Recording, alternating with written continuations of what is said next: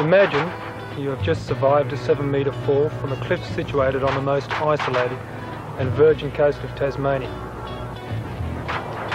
Your hands are cut to shreds, your left foot is swollen like a melon, and you know not whether it is cracked or sprained. As well, the ever-present pain throughout your body is a constant reminder that all is not well. The last real food you had was 6 days ago, and the first dreads of starvation have already taken hold. 2 snakes, some mouldy bread with sliced tubes have been your only source of nourishment, and there is very little food left. For those 6 days you have been forced to suffer the torment of entrapment through continuous storm conditions, a wind of such ferocity that you begin to feel it has mounted a vendetta against you, and a feeling of loneliness and despair unparalleled at any other time in your life. On this 6th day, the wind dies. You hobble to the cove entrance to view a borderline sea.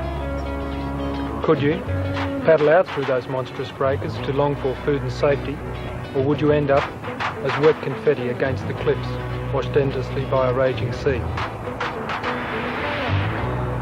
Ironically enough, although I never realised it at the time, I was truly experiencing one of the reasons for which I originally mounted a solo canoe trip around Tasmania and its Bass Strait Islands: survival.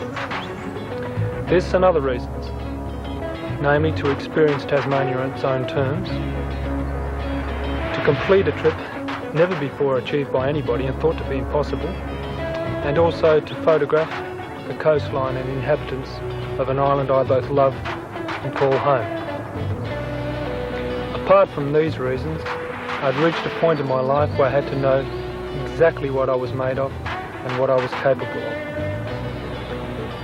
Construction of the trip was a true exercise in an old belief I had. It's what you do with what you've got that counts. I chose to use a river canoe I'd had much fun in already. There was no desire to purchase a top-of-the-line seagoing canoe. I had a canoe, and that was the canoe I wanted to do the trip in. The critter, as she's affectionately called, was constructed from such things as hose pipe, water pipe, sewerage caps, beer barrel taps, fiberglass, and an old sink pump from an old plywood caravan I purchased for $200. In the end, she was a beast, a real critter of the sea, and she performed fantastically. Now, I'm not going to say that she had a heart. I'm not going to say that she was alive. But as the trip progressed and we experienced more and more together, I found it very hard not to look upon her as something with a real soul. It was a tragedy that for the entire 3 months of that journey, I was forced to live those memorable times alone. And so it is with a great deal of relief I say now, share with me 3 months of a time I truly believe to be one man's odyssey. This man's odyssey.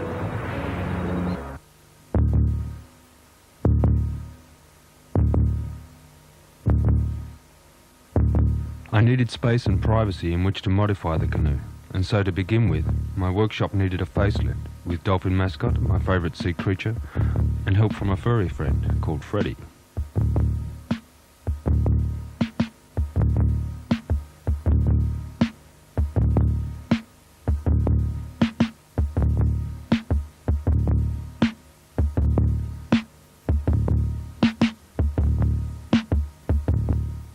My first day was dull with big seas and an uninviting air, but I was delaying no longer.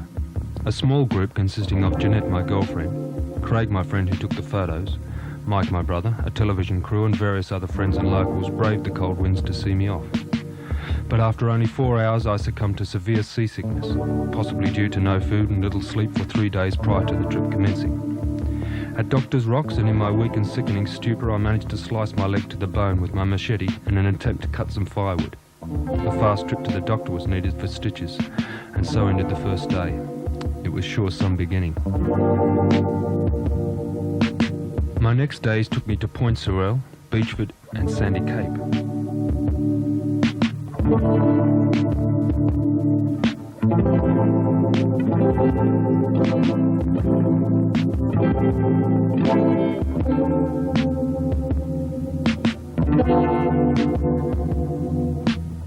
I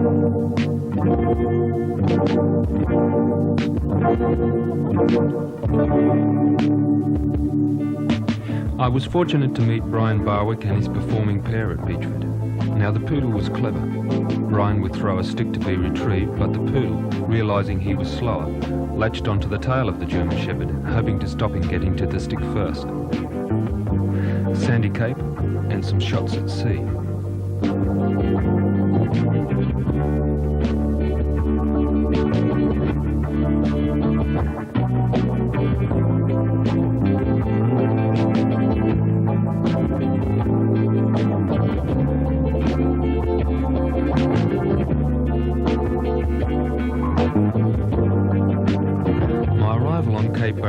Was the final effort in an 11-hour struggle to reach shore through opposing wind and tide conditions.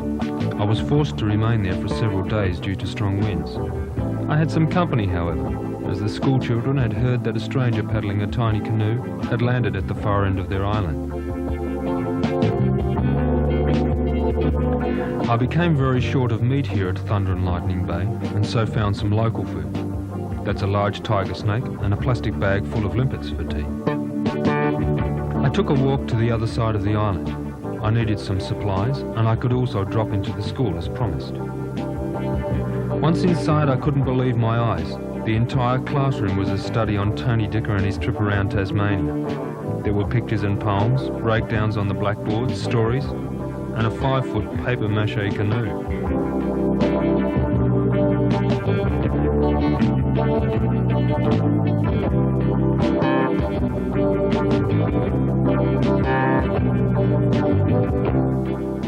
I'm certainly glad the canoe never ended up in that shape.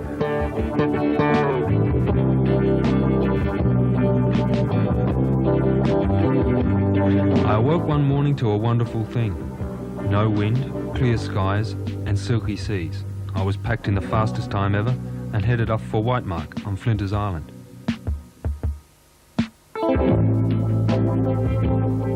To my surprise, I was removed from my campsite on the shore at Whitemark by the local copper, Heinz Schindler. Quite amicably, I might add, and I spent a very pleasant evening with him, his wife Pauline, 2 bouncing boys, and this cute little guy. Flinders Island to me is a living paradise. Remote beaches, cosy bays and rugged scenery inland. Here on Rhoden Island I found these creatures, Cape Barren geese chicks. I say chicks, but each chick is the size of a good turkey. Standing on top of the island, I discovered an amazing thing. Looking down, it seemed for all the world like I was viewing an animal town.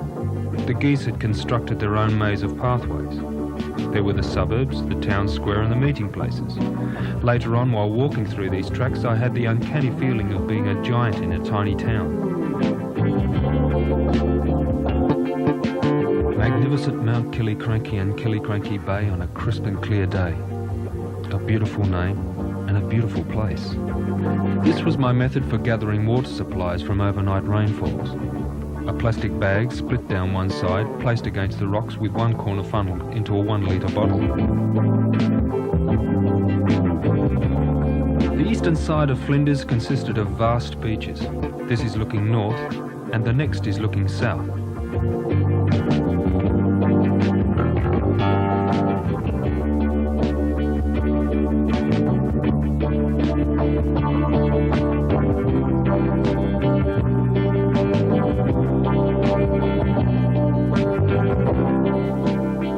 I asked a class of children at one school show if they could tell me what this was. One put up his hand. A telegraph pole, he said. No, in fact, it's a mast from the wreck called the City of Fu Chau. The wreck is mostly covered by sand now, and here is a closer look at that mast.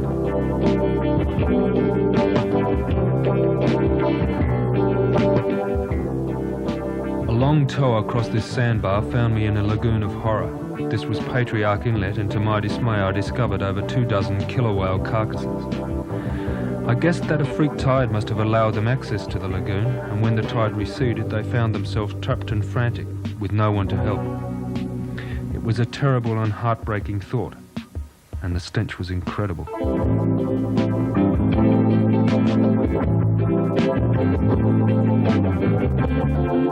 A friendly cormorant, who appeared to be seeing a human for the first time.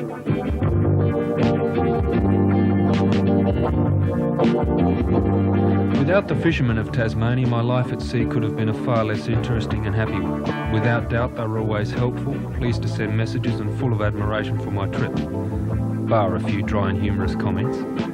From these two characters, I managed to fill my water bottles and purchase some bait for my fishing line. One of them even took a photo. They said I looked something like a seagoing clown. The infamous Potboil Point. Two currents meet head-on here, creating a very active and dangerous boil. 2.5 hours it took me to reach Vansittart Island in the distance, but once there it was all worth the agony. A grand old lady of the sea, the wreck of the Farsand. I heard a rumour that a group of Americans wanted to salvage the Farsand and have her floating again. I think you may agree with me, they would have quite a job ahead of them.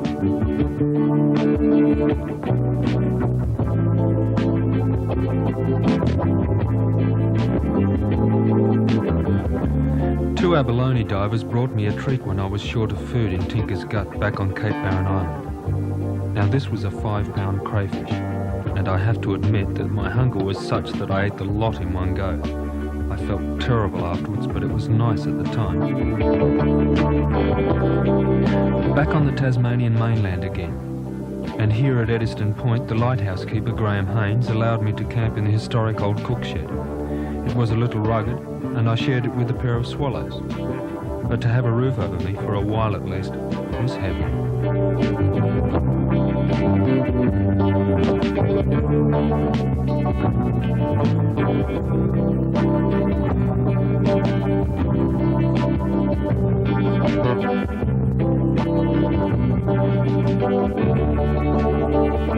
I'm sure you would recognise this as the lens in the lighthouse. I inquired as to the replacement cost of such a piece of artwork. Graham's answer, a cool $1 million.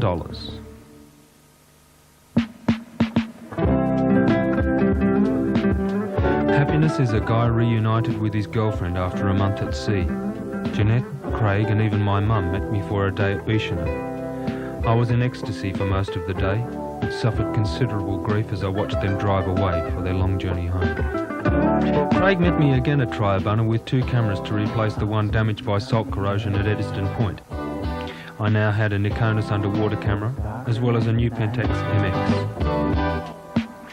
Craig spent most of the day like this. I woke him when I took a photo.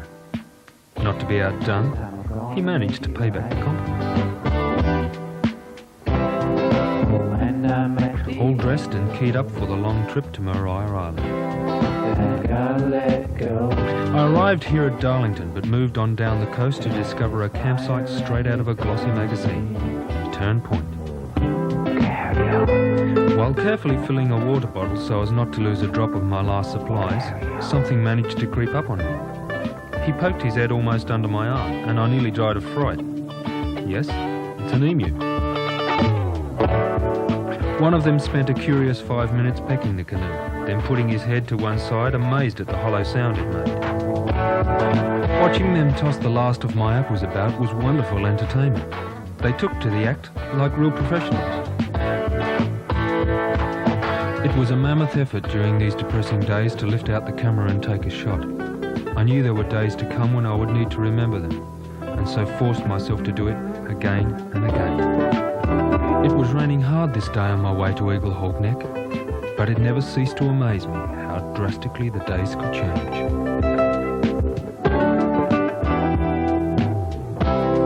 I'm sitting on the edge, and it's darker than the night, and I want the best or the best.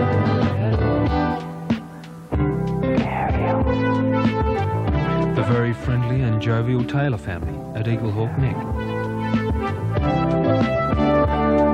An old Indian named Choki who lived at the neck often watched with peace and contentment as the last rays of sunshine lit this rock at the end of the day. It was his dying wish that he be buried there. Choki's grave can be seen amongst the trees on this rock called Clyde's Island, the very dangerous blowhole on the Tasman Peninsula. Several lives have been lost by people attempting to swim the length of this tunnel. I couldn't let it pass without trying to paddle from end to end. There was a ghostly eeriness inside, and at one time the swell lifted me to within inches of the ceiling. I was disappointed that no tourists were standing at the other end, for it would have been quite a shock to see a canoe appear through a hole in the wall. The Devil's Archway, over 100 metres high. The immensity of the cavern had me feeling very tiny indeed.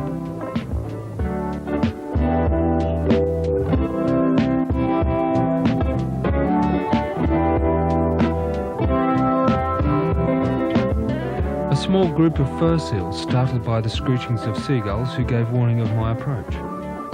I had time for one hurried shot. You can see a small seal pup is about to enter the water by the seaweed. This is monolithic Cathedral Rock, reaching 120 metres skyward.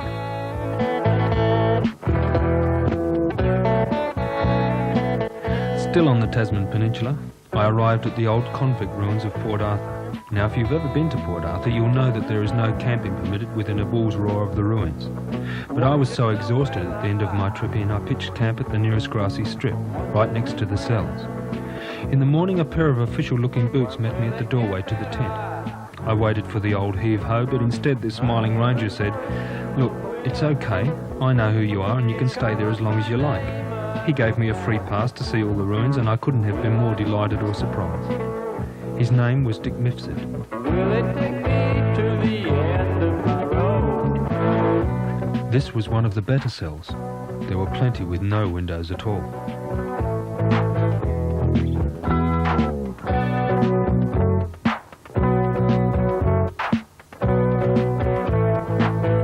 Now, I had met these two jokers earlier in the day, and here at the jetty they had just returned from a very successful fishing trip.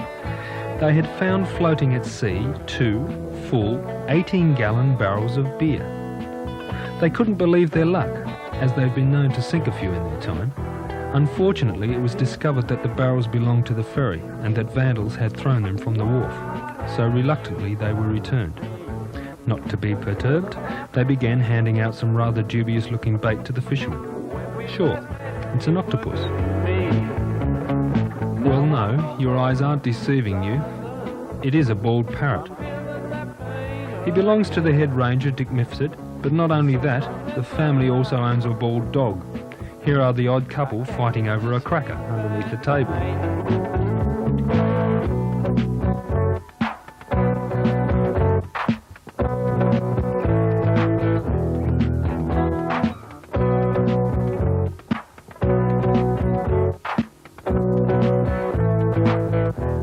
I never quite made it off the Tasman Peninsula, and so was trapped here at Arthur Head for 3 days because of bad headwinds. Tasman Island is in the centre of the screen, and here is a closer look.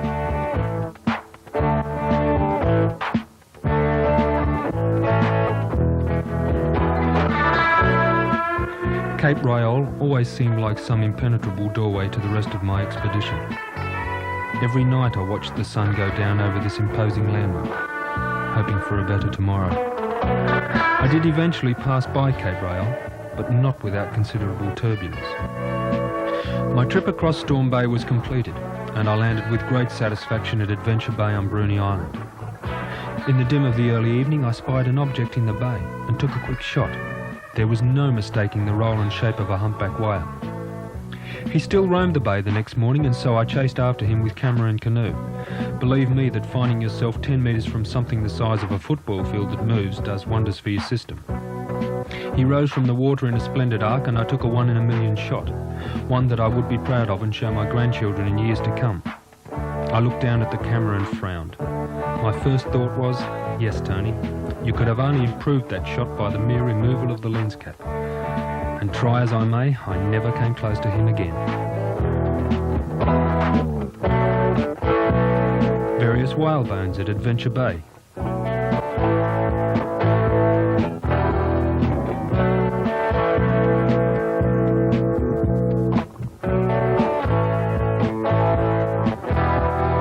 From Bruny Island to Southport, my last contact with civilization before attempting the remote south and southwest coasts.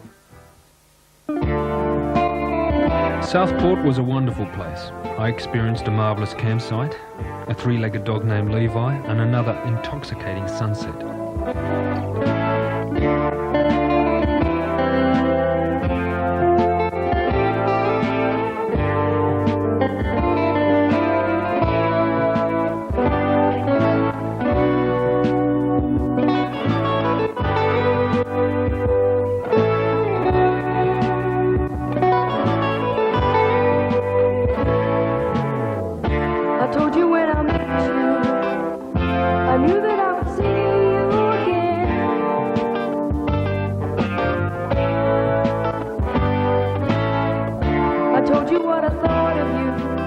southwest trip begins. The canoe is very low in the water for one simple reason. She's full of food.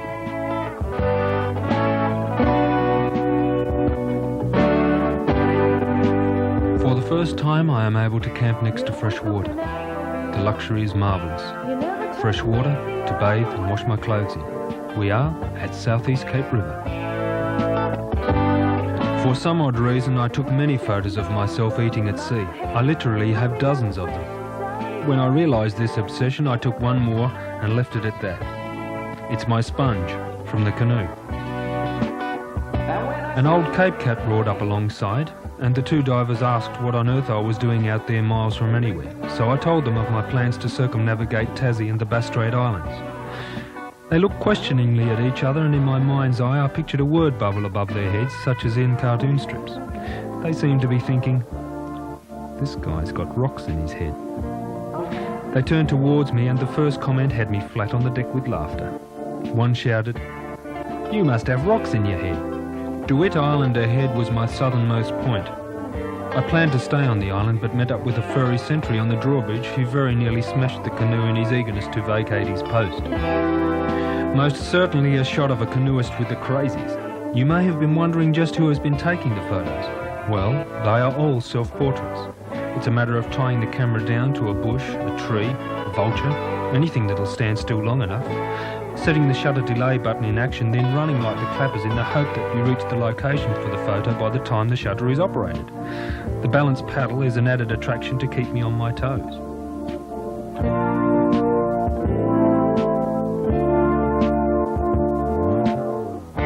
You're always looking out for me.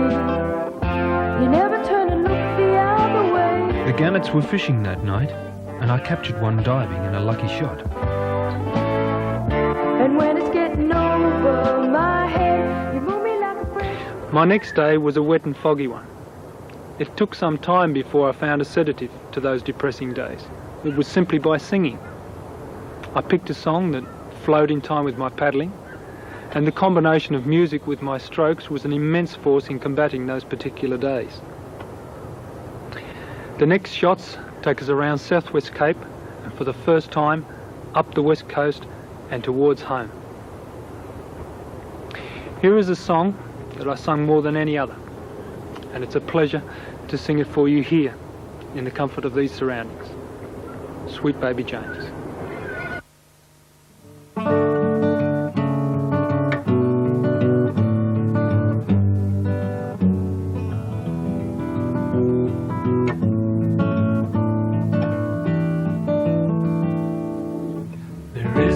Cowboy, he lives on the range. His horse and his cattle are his only companions. He works in the saddle and he sleeps in the canyons, waiting for summer, his pastures to change. And as the moon rises, he sits by his fire, thinking about women and glasses of beer, closing his eyes as the doggies retire. He sings out a song which is soft but it's clear, as if maybe someone could hear. He says, "Good night, you moonlight ladies, rock-a-bye, sweet baby James. Deep greens and blues are the colors I choose. Won't you let me go down in my dreams and rock-a-bye, sweet baby James?" Now the 1st of December was covered with snow. So was the turnpike from Stockbridge to Boston. Though the birches seem green like on account of that frosting, with 10 miles behind me and 10,000 more to go. Oh, oh. There's a song that they sing when they take to the highway, a song that they sing when they take to the sea, a song that they sing of their home in the sky. Maybe you can believe it if it helps you to sleep, but singing works just fine for me. He said,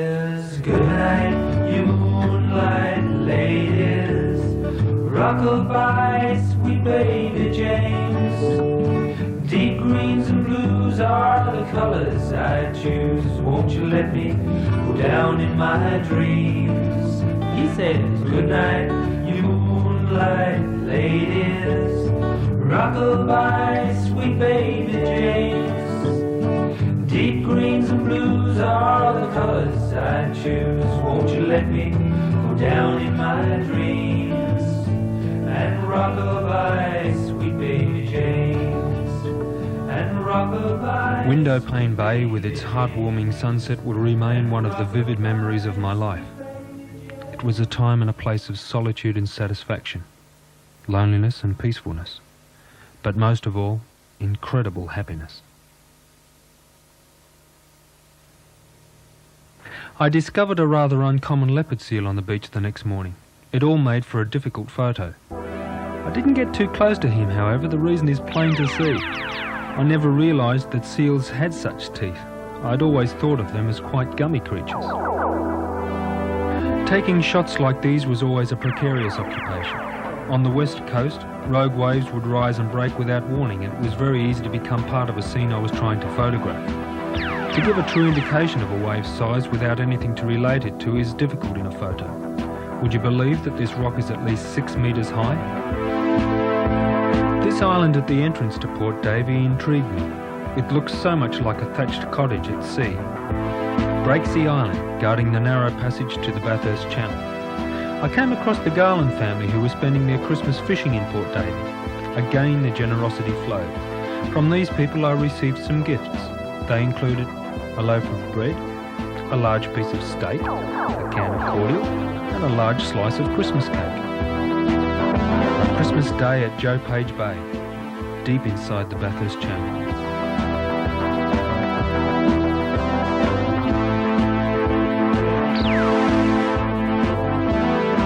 Many at first believe this to be a wild duck, but it is actually a cygnet, a baby swan. I came across him and his brother, with whom I just had to have a photograph. I tried repeatedly to encourage them to look up and smile at the camera, but all to no avail.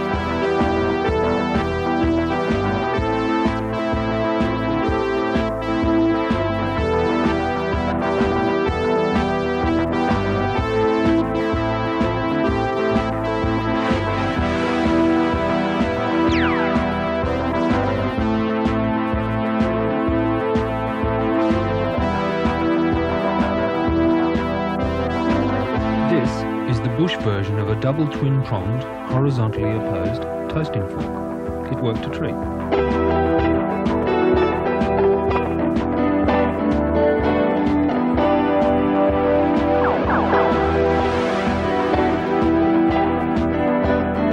Christmas Day and Boxing Day had been marvellous, but it was time to move out again. Sadly, the sea was still as rough as I had left it. I was heading for Wreck Bay. Ironically, I was almost wrecked in Wreck Bay. The sea became ferocious, and for the first time, in an effort to reach safety, I was swamped and very nearly smashed on the rocks in the background. Another sea vessel wasn't so lucky. Along this shore I came across the wreck of the Svenna, a sad tale. In May 1914 she had shifted ballast, dipping one side into the sea. The crew had cut a mast in a struggle to see her upright again, but it was to be of little value. They decided to burn and scuttle her, but instead she washed up on this shore to remain forever, a reminder of those harsh and unkind seafaring days.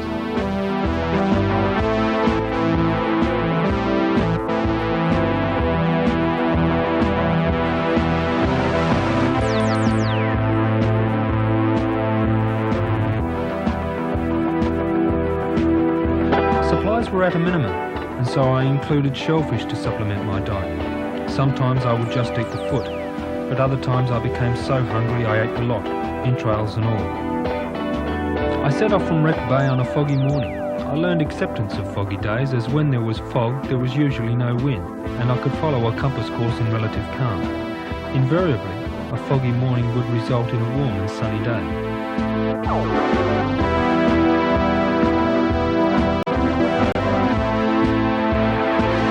This is the only photo I have of the island star. I nearly lost this shot in a photographic processing accident. It was another family about to spend New Year's Day here at Christmas Cove. On board were George, Jenny, Adam and Joe, who took the photo. Joe was quite an artist. The line behind my head was his creation. During the night, the worst storm I had yet experienced erupted with a violence that had me awake worrying all night. And in the morning, while climbing the 7-metre cliff on the left side of the cove entrance to check sea conditions, I slipped and fell, all the way to the water's edge. My hands were lacerated and bruised.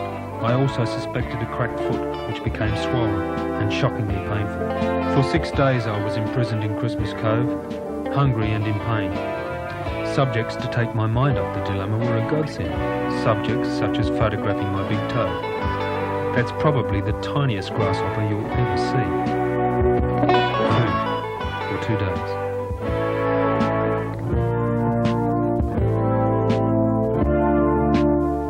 Outside, the sea still crashed and tumbled about. This was easily a 7-metre wave. You're always looking I out finally for made me. my escape and arrived sick and exhausted here at Hibbs Pyramid. Imagine my delight in discovering a clay boat that had also been laid up for 6 days, the Ivan Cotton. And when it's getting over my head, Within no time I was sharing the company of Kevin and Philip Haig, doing things that for days I could only dream about. Drinking hot coffee, eating freshly cooked crayfish, and devouring homemade biscuits by the handfuls. I recuperated over several days and thoroughly enjoyed my stay with it in this fine boat of many dreams. I know you're gonna make it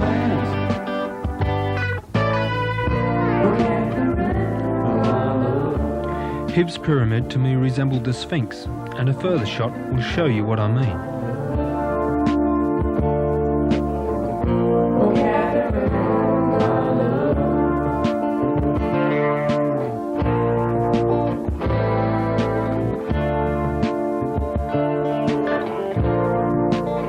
I was fairly sorry to be leaving Kevin and Philip. Their very likeable nature and hospitality had enabled me to be moving on much sooner than I had thought possible. Next stop was Strawn, where I was looking forward to seeing Jeanette again. This trip had taught me that surprises were around every corner. After surfing up through Hell's Gates into Macquarie Harbour, my heart dropped open with a thud to find a school of trapped pilot whales writhing and threshing in shallow water, unable to understand or comprehend the predicament that they had been thrust into. To describe them, the one on the far right has his head out of the water. He has a snub nose and his eye is at the end of his mouth near the waterline. The one next to him is on his back and is obviously very distressed.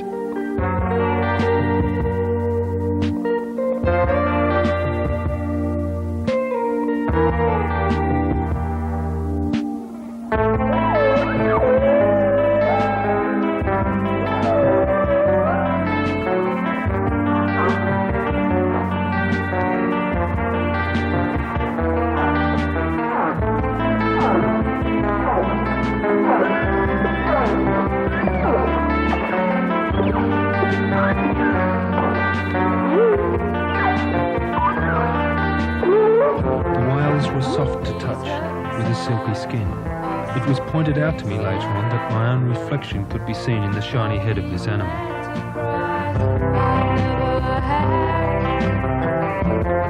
I reach out to touch, but they don't see how I wish I could try to be the one to set them free. Not another broken heart, not another tragic start. Everywhere I see these eyes, looking for a friend in mine. Some of them will survive, others may turn and die. It's asking too much of me to turn around and let them be.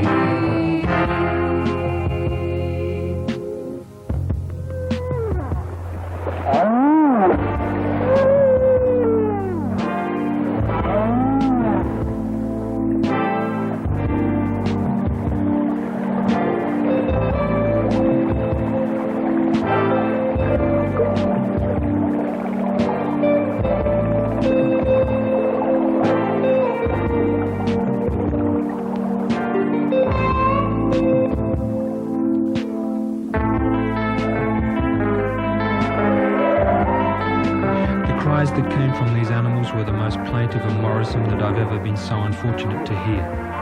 After a time, some began to nuzzle the canoe. Perhaps they sensed that I was no threat, but a being who wished only to help. One came alongside the canoe, just like your own dog or cat will press himself up against you, hoping for comfort. I sat with my arm around him for a full 15 minutes. I talked to him all the time and wished that I could do more. And this is the way. Would best be locked away and never found. It's a curse sometimes to be the one. I'm happy to say that 47 of those 52 whales were eventually rescued by the Herculean efforts of Project Jonah and some very determined locals. They are now happily at sea, somewhere. Everywhere I see these eyes, looking for a friend in mine. Some of them will survive, others may turn and die. It's asking too much of me to turn around. Much of my paddle across Macquarie Harbour to Strahan was achieved by walking. In places it was no deeper than 10 centimetres. Relief and contentment, for a while at least. Jeanette was there to meet me at Strahan with Craig and several other friends. Packing the canoe at times was a grind. On average it would take 1 hour, and on several occasions the cargo just wouldn't fit. Then it was a matter of removing everything to start all over again. At Strahan, personal and financial pressures took their toll. Everything was so close and yet so far. Jeanette tried her best to see I left in a good frame of mind. It was no easy task. That's not the happiest person you'll ever see. We're rolling faster day by day.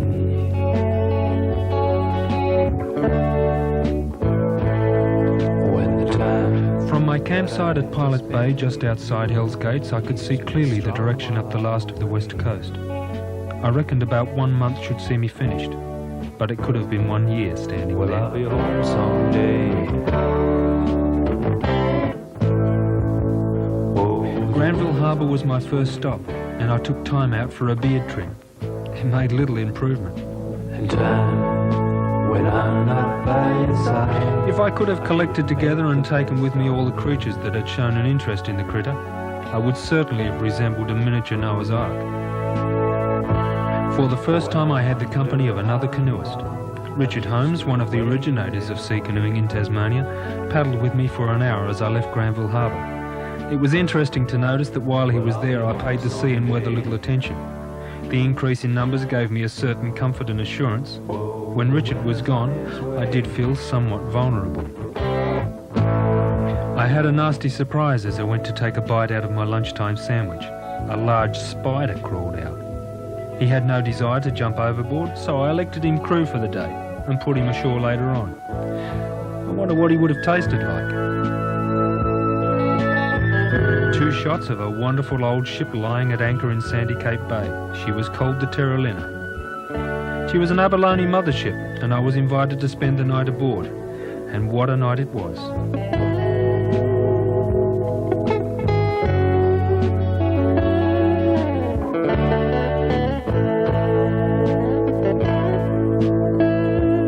Hero Max and Mate, the 2 guys who brought me aboard. The ship creaked and groaned. She was a real old-timer. I couldn't go to sleep as the magnificent sunset drew me out time and time again, and I wandered round the ship taking in the breathtaking atmosphere. And could you be true to me just a little bit longer, 'cause I love you.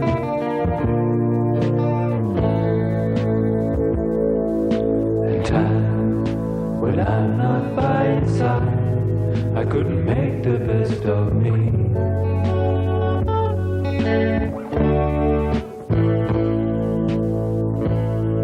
When I wonder how you are you still waiting there for me?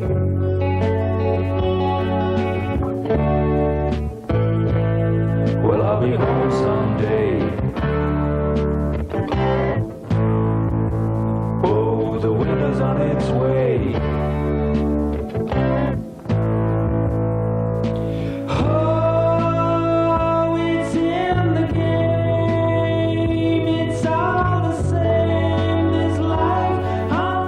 boys were all up early to see me off. I hadn't had much sleep as their raucous laughter while playing cards in the early hours often had me laughing along with them. Got to be alive. I was thankful for the brilliant day, a rare occurrence for most of the trip. Well, is it any wonder that we all feel the pain of striving too hard, this goal to attain? But success has many faces and endless realms of cost, 'cause it's better to have tried than never at your own loss. It was a long and tiresome trip from Sandy Cape to Marawa, so imagine how pleased I was to find a friend, Graham Mace, who allowed me to crash at his house. Graham is an avid surfer, so with his lovely wife Esther and a few diehards, it was down to the lighthouse for an early evening surfing.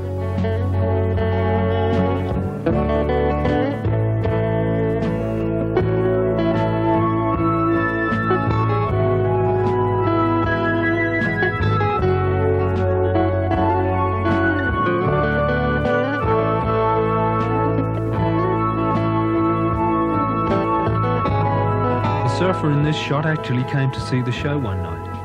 It was fairly embarrassing for him, as he told everybody that he never fell off his board. Oh, it's in the game. It's all the same. This life on the borderline. Got to get it right.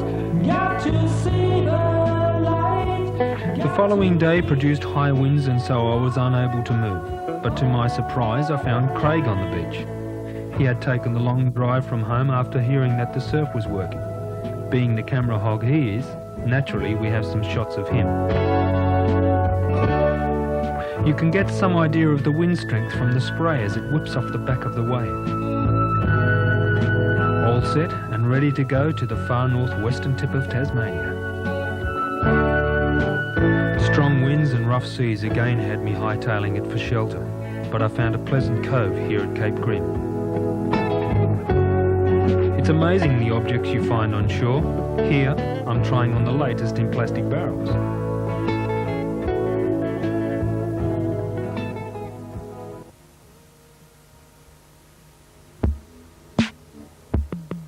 Trefoil Island, just off the northwestern tip, and a moment in the trip that sends shivers down my spine. Standing on top of that windswept island, I could see nothing of Albatross Island, and certainly nothing of King Island 60 nautical miles out to sea and over the horizon. It was a cold and bleak day, and an uncanny thought was that home, comfort and safety was almost the same distance in the opposite direction.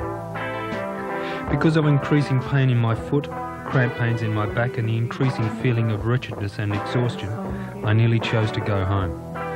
And if the island hadn't produced a soothing anaesthetic in the form of a glorious sunset and an encounter with some cheeky island life, I may just have opted to return home. Oh, the worst has turned me around again.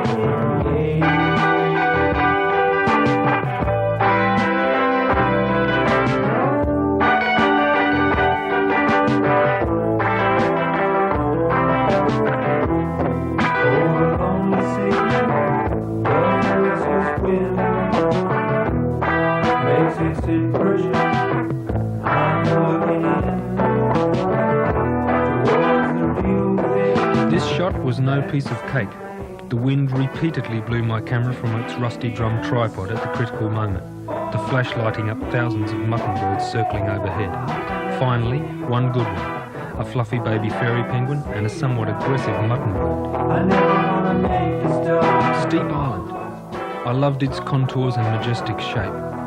I spotted something which at first I thought to be a sail, but on closer inspection discovered it to be a hole going right the way through the cliff.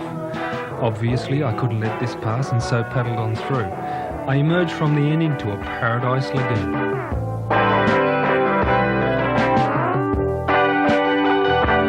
Albatross Island, my stepping stone to King Island. A friendly fairy penguin was hoisted aboard for a visit, and he showed no fear whatsoever.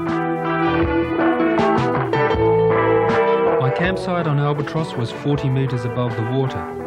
At the end of the long gully there was a rather spooky cave extending to the other side.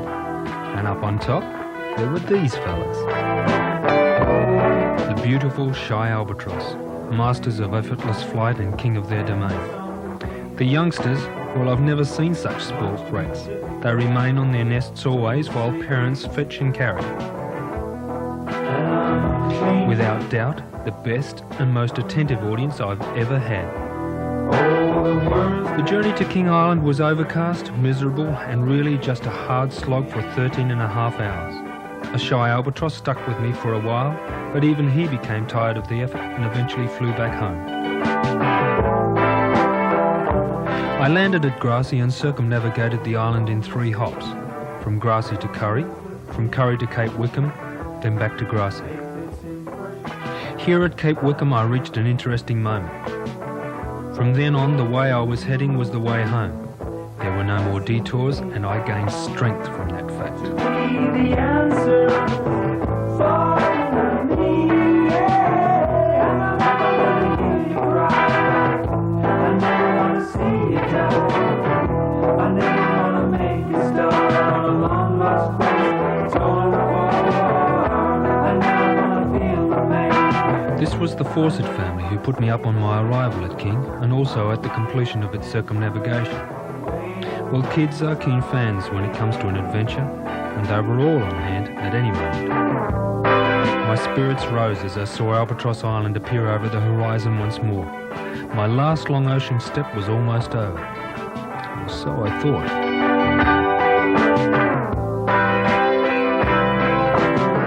Once back on the island, I just had to see how the guys were getting on. During my 9-day absence, you can see that the down is going, and their grey feathers are beginning to show through. I found the shy albatross quite an affectionate bird, which is possibly one of the reasons I like them so much. My last shot of the birds and looking across the horizon to Three Hummock Island, my next stop.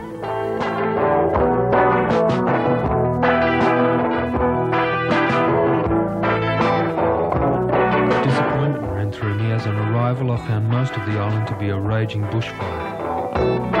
My campsite was situated in a tiny cove on the southeastern corner, and the ever-present smoke cast a strange haze over the island. The fire had burnt a circle around the cove, and I shared that little patch of greenery with all sorts of animals, possums, penguins, wallabies and muttonbirds. There was nowhere else to go, and so we were all just surviving there.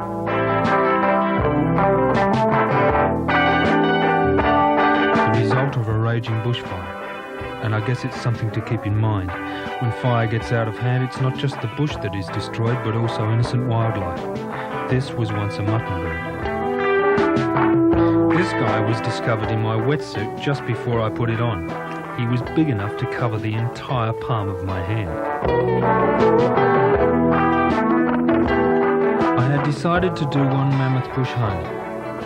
That epic trip of 55 nautical miles was to take me a graunching 15.5 hours.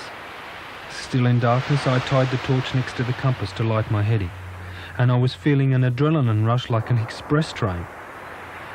To be finally on that last leg home was impossible to get into perspective. But as I paddled on, the sun drifted over the horizon and parted the sky in such a way that it seemed to be lighting the homeway corridor. I had never seen such a sky, and it all seemed rather special.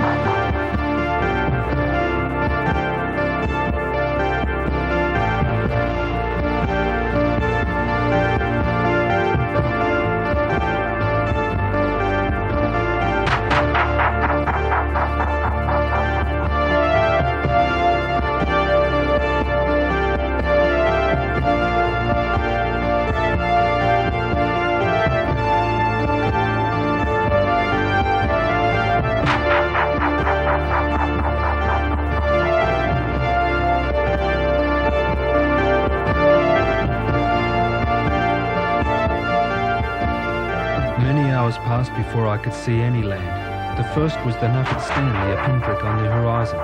It took a decade to increase in size, and I was being swept slightly off course by a brisk southwesterly. As well, I was becoming dehydrated, as the last of my water had gone at 7 in the morning.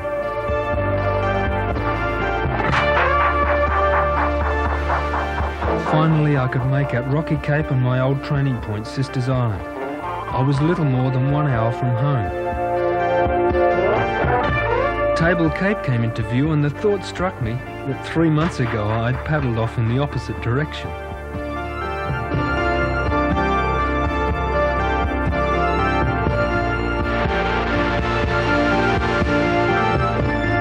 A small boat appeared in the distance, and before long I recognised it as belonging to Colin, my brother. Everyone was on board: Mike, Cole, Graham, Craig, kids and press people. Mike couldn't contain himself and leapt overboard, closely followed by Craig.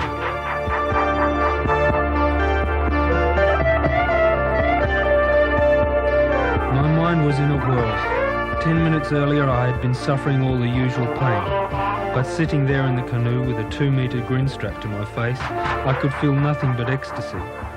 And as I paddled in, I wished that everyone could experience the feeling of satisfaction that soared through my every vein. It would probably change our lives forever, for it certainly had changed mine.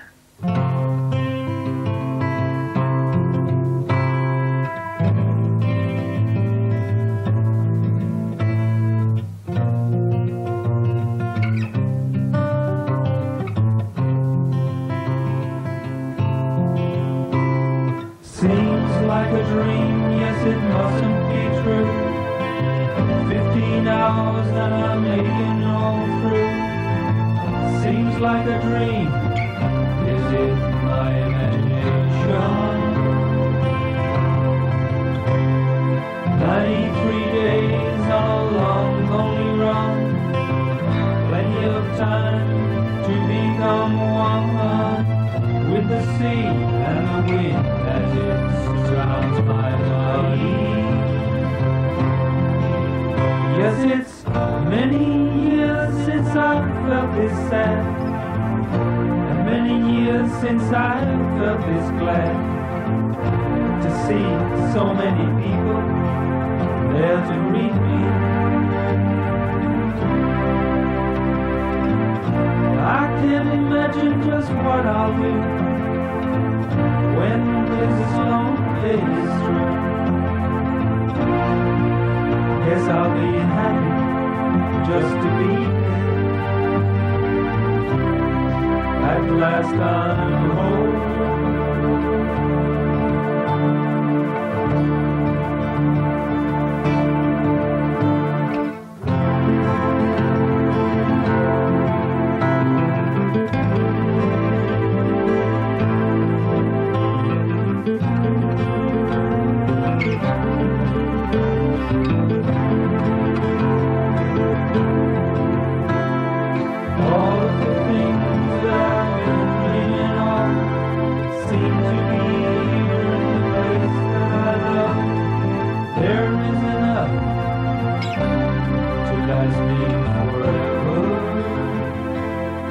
The first to meet me as the critter touched sand was Jeanette. I don't think I need to tell you how I felt then. All of them in this welcoming place, and there is one, and I'm longing to see her.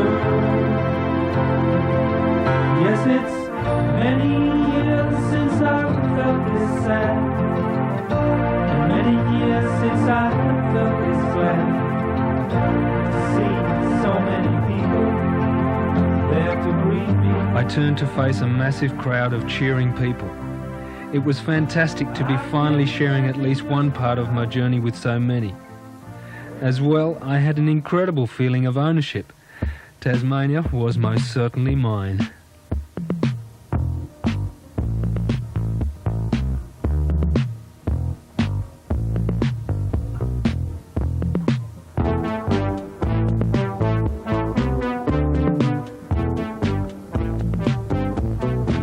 Well, it's the last one home. Can't you hear him on the phone? It's the time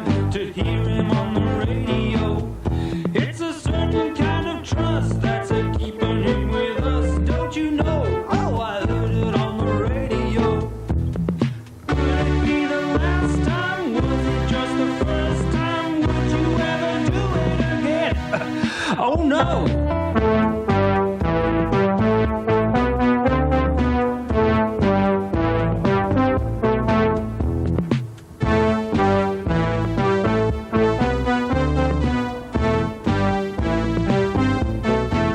Well, I never saw a place that's inclined to wet your face just to be here, back on the beach again.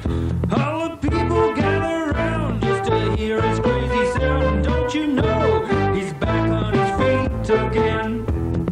Could it be the last time? Was it just the first time? Would you ever do it again? Oh no!